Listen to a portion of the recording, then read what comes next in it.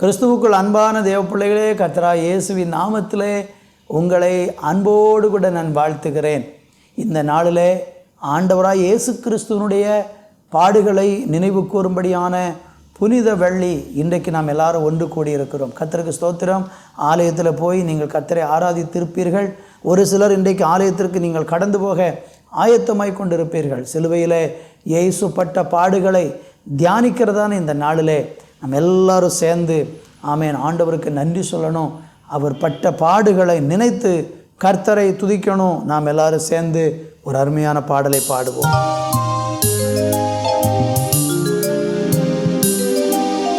பலிபீடமே பலிபீடமே பலிபீடமே பலிபீடமே, கரைகள் போக்கிடும் கண்ணீர்கள் துடைத்திடும் கல்வாரி பலிபீடமே. கரைகள் போக்கிடும் கண்ணீர்கள் துடைத்திடும் கல்வாரி பலிபீடமே. பலிபீடமே பலிபீடமே, பாவ நிவர்த்தி செய்ய பரிகார பலியான பரலோக பலிபீடமே.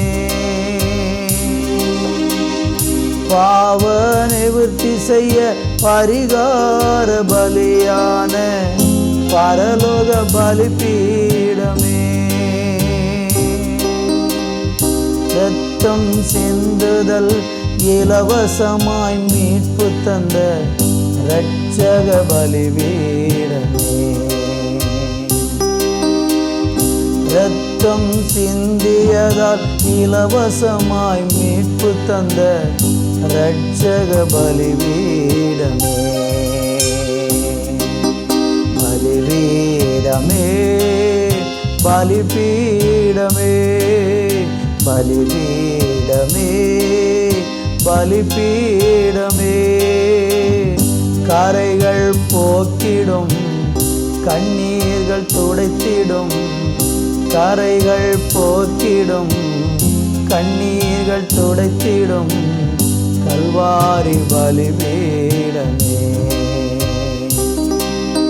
பலிபீடமே பலிபீடமே பலிபீடமே பலிபீடமே.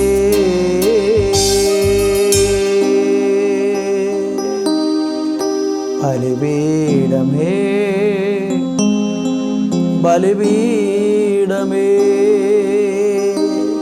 எங்கள் நல்ல தேவனே, இன்றைக்கு 2000 வருஷங்களுக்கு முன்பாக இந்த பூவுலகில் மனிதர்களை மீட்கும்படியாய் ஆண்டவரே நீர் இந்த உலகத்திற்கு அனுப்பப்பட்டு 3.5 ஆண்டுகள் இந்த உலகத்திலே நன்மை செய்கிறவராக சுற்றி திரிந்து பிசாசின் பிடியில் இருக்கிற அநேகரை ஆண்டவரே மீட்கும் பொருளாக ஜீவனை கொடுத்து ஹல்லேலூயா எங்களுக்காக அடிக்கப்பட்ட ஆட்டுக்குட்டியானவரே, உமக்கு நாங்கள் நன்றி சொல்லி கர்த்தரை மகிமைப்படுத்துகிறோம்.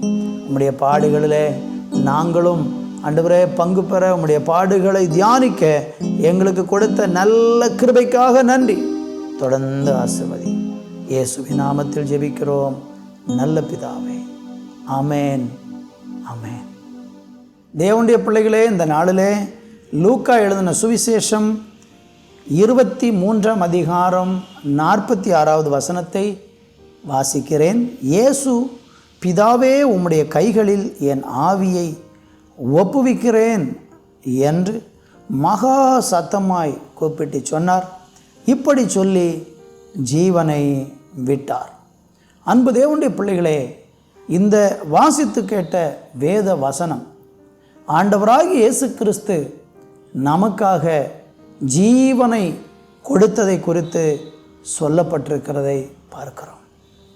கர்த்தராகிய இயேசு பிதாவினுடைய கையில் என் ஆவியை ஒப்புவிக்கிறேன் என்று சொல்லி மகா சத்தமாய் கூப்பிட்டு சொன்னார். இப்படி சொல்லி ஜீவனை விட்டார். ஆண்டவராய் இயேசு தன்னுடைய ஜீவனை நமக்காக கொடுத்திருக்கிறார். கடைசியாக அவர் சிலுவையில் கூறினதான ஒரு அருமையான வார்த்தை, இயேசு ஏன் மரிக்க வேண்டும்? இன்றைக்கி அநேகருக்குள்ளே இந்த கேள்வி பல விதத்தில் புரியப்பட்டிருக்கிறது. இந்த கேள்விக்கான பதிலை பல விதத்தில் இன்றைக்கு மக்கள் புரிந்திருக்கிறார்கள். ஆண்டவராய் இயேசு கிறிஸ்து எப்படி எதற்காக பாடுபட்டார் என்கிறத காரியத்தை குறித்தும், அவர் ஜீவனை கொடுத்தது எதுக்காக அப்படிங்கிறத குறித்தும் இன்றைக்கு நிறைய பேருக்குள்ள தவறான புரிந்து கொள்ளுதல்கள் இருந்து கொண்டே இருக்கிறது. கர்த்தருக்கு மகிமை உண்டாகட்டும்.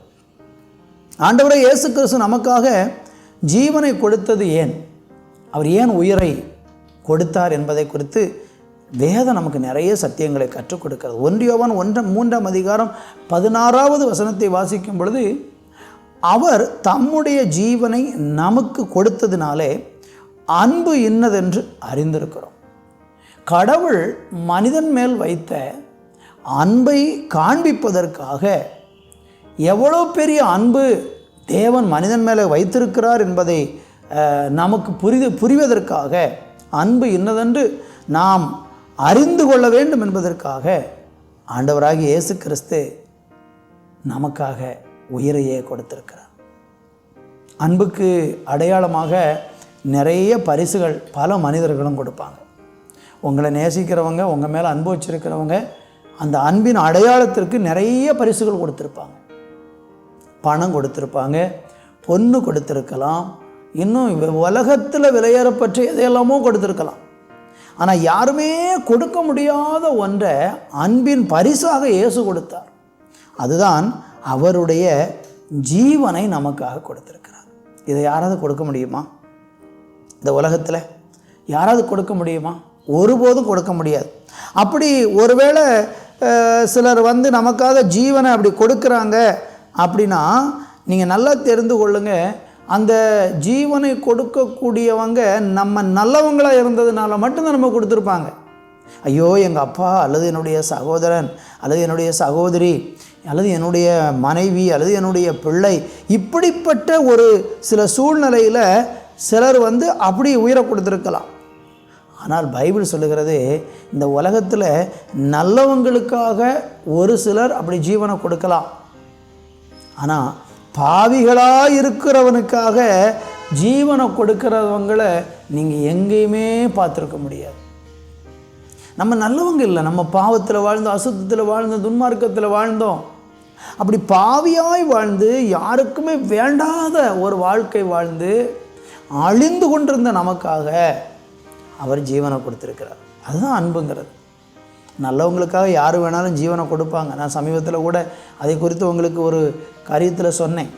அரசியல்வாதிகளுக்காக, சினிமா நடிகர்களுக்காக, நாட்டினுடைய தியாகிகளுக்காக, இப்படி பல காரியங்களுக்காக பலரும் உயிரை மாய்த்து கொள்கிறாங்க.